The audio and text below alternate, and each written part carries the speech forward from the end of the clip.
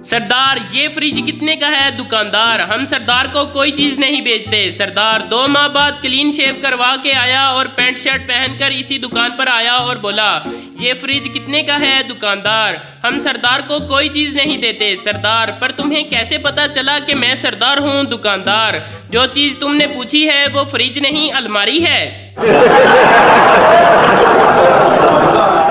सरदार जी एक गांव में किसी दोस्त से मिलने गए। दोस्त किसी काम में मसरूफ हो गया तो सरदार जी खेतों की सैर को निकल गए। एक जगह पर इन्होंने एक किसान से पूछा, सरदार जी ये किस चीज का खेत है? किसान, कपास का, जिससे कपड़ा बनता है। सरदार जी, ओ अच्छा, इसमें शलवार वाला पौधा कौन सा है?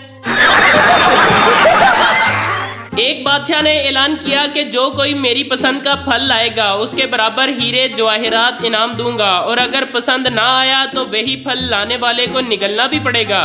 एक मुसलमान एक बेर लाया जो बादशाह को पसंद ना आया। मुसलमान ने इसे आसानी से खा लिया। फिर एक हिंदू एक सेब लाया, वो भी बादशाह को पसंद ना आया और बादशाह ने हिंदू को सेब निगलने का हुक्म दिया। हिंदू जोर जोर से रोने लगा मगर फिर अचानक हंसने लगा। बादशाह ने रोने और हंसने की वजह पूछी तो हिंदू ने कहा कि रोया इसलिए कि मैं सेब निगल नहीं सकता, और हंसा इसलिए कि बाहर सिख तरबूज लाया है।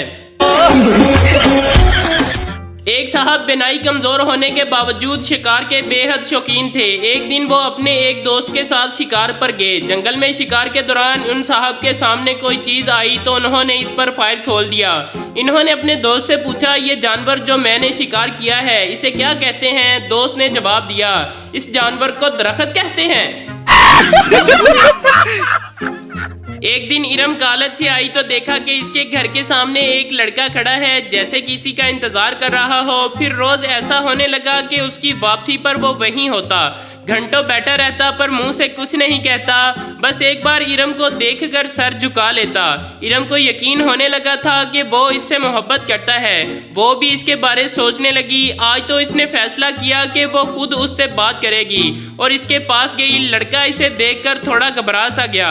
इरम ने इसे पूछा, आप मेरे घर के सामने घंटों क्यों बैठे रहते हैं? लड़के ने लरजते हुए होंठों से जवाब दिया, क्योंकि आपकी वाईफाई को पासवर्ड नहीं लगा हुआ।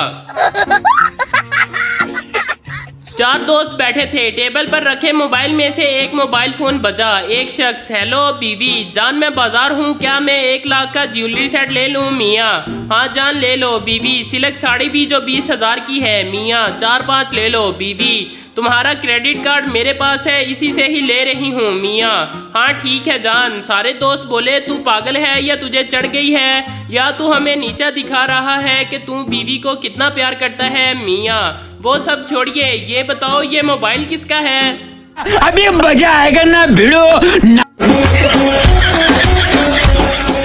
एक औरत अपनी कुछ मुश्किलात को लेकर बाबा सुल्तान बंगाली के पास पहुंची। बाबा ने सारी परेशानियों को बड़े गौर से सुना। फिर बोले, बेटा इसका हल हो जाएगा, सब ठीक हो जाएगा, मगर इसके लिए कुछ खर्च आएगा। औरत, कितना खर्च आएगा? बाबा, तुमसे मैं ज्यादा तो नहीं ले सकता, बस जो 1,24,000 पैगंबर हैं सबके नाम से 1-1 रुपया सदका कर दो। औरत भी बहुत होशियार थी, इसने कहा, ठीक है बाबा जी, आप बारी बारी सबके नाम लेते जाएं, मैं 1-1 रुपया रखती जाऊंगी। बाबा जवाब सुनते ही बेहोश हो गया।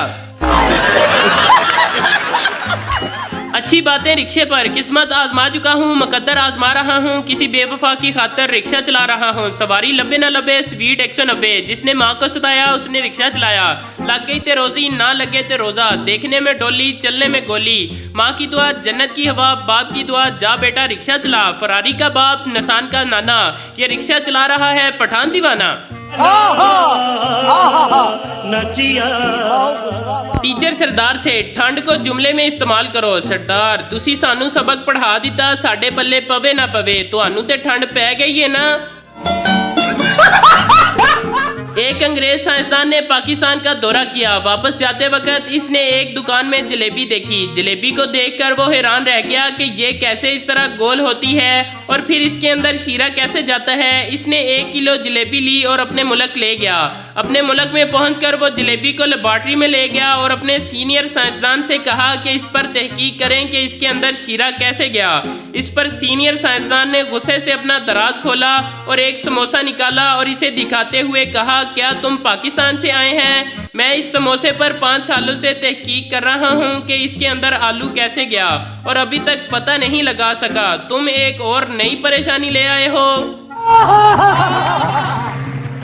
लड़का अपनी गर्लफ्रेंड के साथ पराडो गाड़ी में जा रहा था। लड़का, जान मैंने तुमसे एक बात छुपाई है। लड़की परेशानी में, वो कौन सी? लड़का, वो ये कि मैं शादीशुदा हूँ। लड़की, उफ तौबा, तुमने तो डरा ही दिया था। मैं समझी कि पराडो तुम्हारी नहीं है। ओ भाई, मारो मुझे, मारो मुझे, बीवी, मैं चाहती हूँ कि कराची में कोई चौरंगी या कॉलोनी मेरे नाम पर भी हो। शोहर, कराची में ये दोनों चीजें तुम्हारे नाम पर ऑलरेडी हैं। बीवी खुशी से बोली, वो कौन सी? शोहर, नागन चौरंगी और भैंस कॉलोनी। एक पठान ने जेब से मोबाइल निकाला और पीसीओ के अंदर चला गया और कॉल करके बात की और बाहर निकल आ गया। एक आदमी ने पूछा, खान साहब अगर मोबाइल पर कॉल करनी थी तो अंदर क्यों गए थे? पठान, यार मेरे दोस्त ने कहा था कि पीसीओ से कॉल करना खर्चा कम आएगा। बीवी, चलो उठो चाय बनाओ। शोहर उठकर सीधा बाहर जाने लगा। बीवी, कहाँ जा रहे हो? शोहर, वकील के पास तुमसे छुटकारा पाने के लिए। थोड़ी देर के बाद शोहर घर वापस आया और चाय बनाने लगा। बीवी ने कहा, क्या हुआ? शोहर, कुछ नहीं, वकील साहब खुद बर्तन धो रहे थे।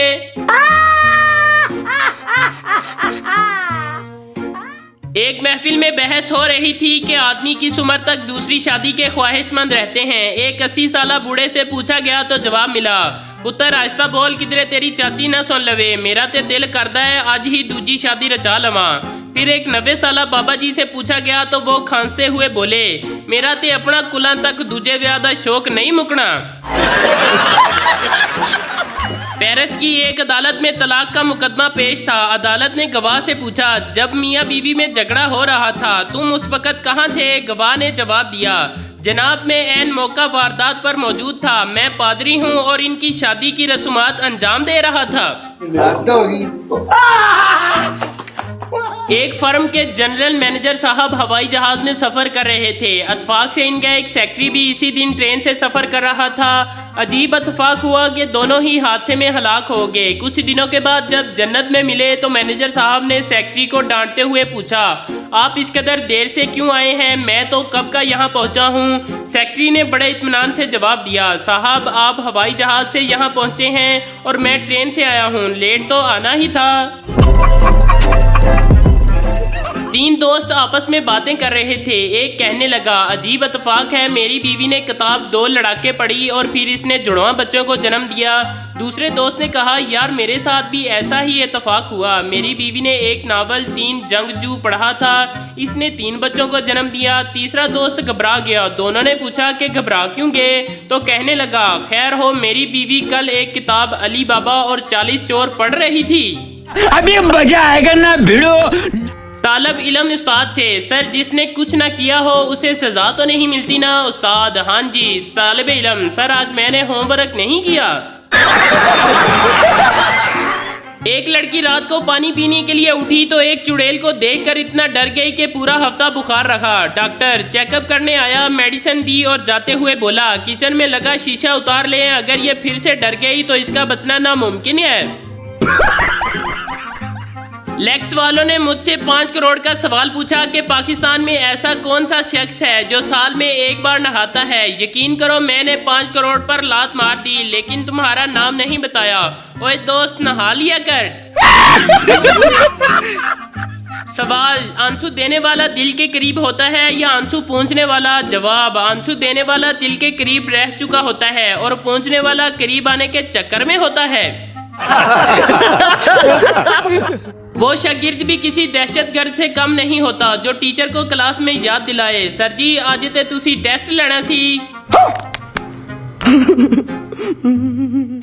अदालत में फैसला हुआ कि 90% सरदार बेवकूफ होते हैं। इस पर सरदारों ने बड़ा शोर किया। फिर अदालत ने फैसला दिया कि सिर्फ 10% सरदार बेवकूफ नहीं होते। तब जाकर ठंडे हुए सरदार। 4 दोस्त पिज्जा खाने गए। वेटर, पिज्जे के 4 टुकड़े करूं या 8? 4 दोस्तों में से एक बोला, 4 ही कर दो, 8 खाए नहीं जाएंगे। पहला दोस्त, हैरत है तुम फरास में होते हुए भी खाना खुद बनाते हो, कोई मुलाजमा क्यों नहीं रख लेते। दूसरा दोस्त, रखी थी। पहला दोस्त, फिर दूसरा दोस्त, मैंने उससे शादी कर ली, अब इसके हिस्से का भी मैं पकाता हूँ। पठान, यार ये सेंट मैसेज क्या होता है। दूसरा पठान, खुदा का कसम तुम तो बिल्कुल जाहिल का बच्चा है, सेंट मैसेज का मतलब है खुशबू वाला मैसेज।